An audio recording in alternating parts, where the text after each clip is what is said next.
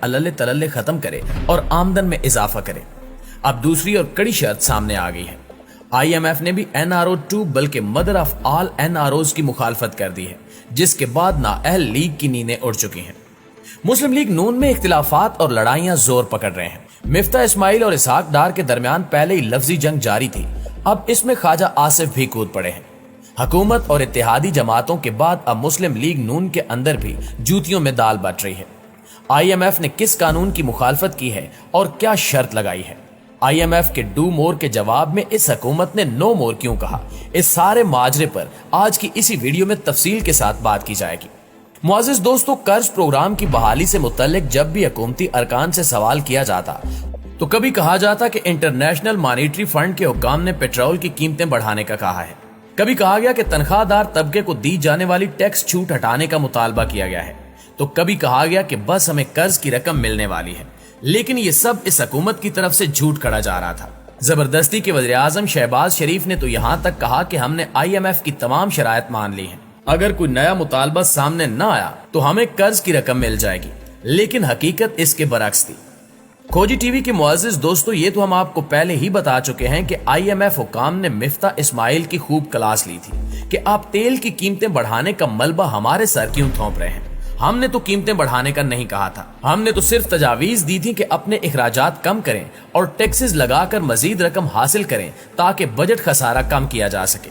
दरअसल IMF ने कर्ज से पहले शहबाज हुकूमत से एहतिसाब के कानून पर नजरसानी का मुतालबा कर दिया है। आलमी मालियाती इदारे ने साफ साफ बता दिया कि आपकी हुकूमत ने जो खुद को NRO 2 दिया है, इसे आपको रिवर्स गियर लगाना पड़ेगा, वरना हमसे किसी किस्म की कोई उम्मीद मत रखें। जब तक एहतिसाब से मुतल्लिक ये कानून वापस नहीं होगा, कर्ज की रकम का एक थैला भी नहीं मिलेगा। नवाज दौरे हुकूमत में मनी लॉन्ड्रिंग के मामले और शहबाज दौर में करप्शन के खदशे पर IMF ने हुकूमत की जानिब से नैब तरामीम के बाद एंटी करप्शन कवानीन में नजरसानी का मुतालबा कर दिया। इनका मौक़िफ़ है कि नैब के इख्तियारात को कम कर दिया गया है, लिहाजा इससे एहतिसाब का अमल मुतासिर होगा। फौरी तौर पर इस कानून को रिवर्स करके मजबूत और मुअस्सर एहतिसाब का निज़ाम कायम किया जाए। अगर हम आसान और सादा लफ्जों में IMF की इस शर्त को समझें तो आलमी इदारे ने दो टोक और वाज़े अंदाज में चोरों की हुकूमत को बता दिया कि कर्ज लेना है तो ये मनमानी और तमाशा नहीं चलेगा कि अपने तमाम केसेस खत्म कर दें, नैब को बेदस्तो पा करके लूट मार की खुली छुट्टी दे दें। इस हुकूमत ने इक्तिदार संभालने के बाद से सबसे पहले नैब कानून में तरमीम करके अपने तमाम केसेस मुआफ कराए। अब IMF को यह खदशा है कि इनसे लिए जाने वाला कर्ज अवाम की फलाह बहबूद की बजाय हुक्मरानों की अयाशियों और उनके असासों में इजाफे का बायस बनेगा। इसीलिए IMF ने NRO 2 पर फुल स्टॉप लगा दिया है। आलमी मालियाती इदारे ने जोर दिया है कि पाकिस्तान में निज़ाम एहतिसाब के इदारे को मुकम्मल आज़ाद और खुद मुख्तार किया जाए ताकि वो इदारा चोरों को न सिर्फ पकड़े बल्कि सजा भी दिलवा सके। नवाज शरीफ के दौरे हुकूमत में FATF ने मनी लॉन्ड्रिंग के बायस पाकिस्तान को ग्रे लिस्ट में डाला था। अब शहबाज शरीफ के दौर में IMF ने मुतालबा किया कि इंपोर्टेड हुकूमत डॉलर्स लेने से पहले एंटी करप्शन कवानीन पर नजरसानी करे। कवानीन में तरमीम से खुद को दिया जाने वाला 1100 अरब का NRO IMF की नजरों में आ गया है। अब देखना यह है कि कैसे ये हुकूमत खुद को दिए गए NRO को रिवर्स गियर लगाती है।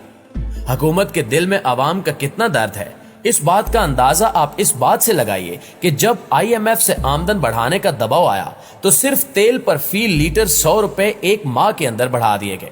लेकिन जब अपने केसेस और मुआफी का कानून वापस लेने की बात आई तो ये हुक्मरान आए बाएं शाएं करने में मसरूफ हैं कि हमारी चोरी का रास्ता न रोकें और लूट मार की खुली छुट्टी दें। दोस्तों, एक तरफ तो IMF ने $1 अरब कर्ज की किस्त देने से पहले हुकूमत के हाथ पैर बांध दिए हैं। यही वजह है कि अब जलसों में लीगी क्यादत इनडायरेक्ट IMF को हदफ तनकीद बना रही है। गुज़श्ता रोज लाहौर में मरियम नवाज ने ज़िमनी इंतखाबात से पहले अवामी जलसे से खिताब किया। वैसे उस जलसे को जलसी भी नहीं कहा जा सकता। वहां भी मरियम नवाज ने जुबान दराजी और बदतमीजी का मुजाहरा करते हुए IMF पर लफ्जी तीरों की बारिश कर दी। मरियम नवाज का कहना था कि पेट्रोल की कीमतें हमें इमरान खान के IMF से किए गए मुआहदे के बायस बढ़ाना पड़ी। IMF अब मुआहदे के लिए नाक से लकीरें लगवा रहा है। तकलीफ का अंदाजा लगाइए कि सारा दर्द और कर्ब इस बात का है कि आखिर क्यों IMF हमारी चोरी का रास्ता रोकने की कोशिश कर रहा है। सिर्फ यही नहीं, कैलिबरी क्वीन साहिबा ने आगे मजीद फरमाया کہ عوام کو اربوں روپے کی سبسڈی دے کر عمران خان نے خزانہ خالی کر دیا، کیونکہ عمران خان نے IMF سے کیے جانے والے معاہدے کی خلاف ورزی کی تھی، اس لیے اب خزانہ خالی ہے۔ حکومت کو پیٹرول اور ڈیزل کی قیمتیں دل پر پتھر رکھ کر بڑھانا پڑی۔ اب محترمہ سے کوئی پوچھے کہ بی بی دل پر پتھر رکھ کر خزانہ بھرنے کے لیے غربت، مہنگائی اور بے روزگاری کے ہاتھوں مجبور عوام پر ٹیکسز کا پہاڑ لاد دینے کی بجائے اپنے بیرون ملک پڑے اثاثے اگر پاکستان لے آئیں تو نہ صرف معیشت کو سہارا ملے گا بلکہ ہمارا قرضہ بھی کافی حد تک کام ہو جائے گا۔ مریم بی بی کی طبیعت پر عوام کو تیل کی قیمتوں میں عمران خان کے دور میں ملنے والا ریلیف بھی بہت زیادہ ناگوار گزرا۔ خود تو عوام کو مزید مہنگائی کی آگ میں جھونکنے میں مصروف ہیں، اور اگر کسی حکومت نے عوامی فلاح اور بہتری کے لیے کچھ اقدامات کیے ہیں تو اب انہیں اس پر بھی تکلیف ہو رہی ہے۔ پیارے ساتھیوں، صرف مریم نواز کو ہی تکلیف نہیں ہو رہی، کچھ اور لوگ بھی ہیں جنہیں بہت زیادہ تکلیف ہے، لیکن یہ تکلیف عوام کے لیے نہیں بلکہ پاور پالیٹکس کا معاملہ ہے۔ اتحادی حکومت قائم ہونے کے بعد نواز شریف کے منشی اسحاق ڈار کے پیٹ میں مروڑ اٹھنے لگے کہ مسلم لیگ نون کی حکومت اسحاق ڈار کے بغیر کیسے چل سکتی ہے۔ اب ان پر کیسز تھے، اس لیے براہ راست تو آ نہیں سکتے تھے۔ پہلے مفتاح اسماعیل کو وزیر خزانہ بنایا گیا، ان سے سارے مشکل فیصلے کرائے گئے، تیل کی قیمتیں بڑھائی گئیں، ٹیکسز لگوائے گئے، انہیں خوب گالیاں دلوا کر اب اسحاق ڈار صاحب بطور نجات دہندہ پاکستان واپسی کے لیے پر تولنے لگے ہیں۔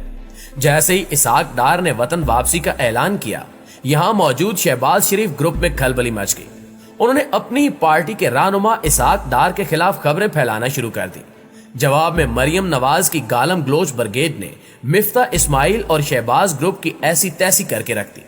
مفتاح اسماعیل اپنے خلاف گالیوں کے طوفان پر اس قدر دل برداشتہ تھے کہ وہ استعفیٰ دینے اور پارٹی چھوڑنے کی باتیں کرنے لگے، جس پر گزشتہ روز شہباز شریف کی ہدایت پر وزیر دفاع خواجہ آصف مفتاح اسماعیل کے دفاع میں سامنے آ گئے۔ خواجہ آصف نے کہا کہ مفتاح اسماعیل وزیر اعظم کی ٹیم کے محنتی ترین ارکان میں سے ایک ہے، وہ ہر وقت سٹیک ہولڈرز کو دستیاب رہتے ہیں۔ خواجہ آصف نے بھی مریم نواز اور ان کی ٹیم پر وار کر دیا۔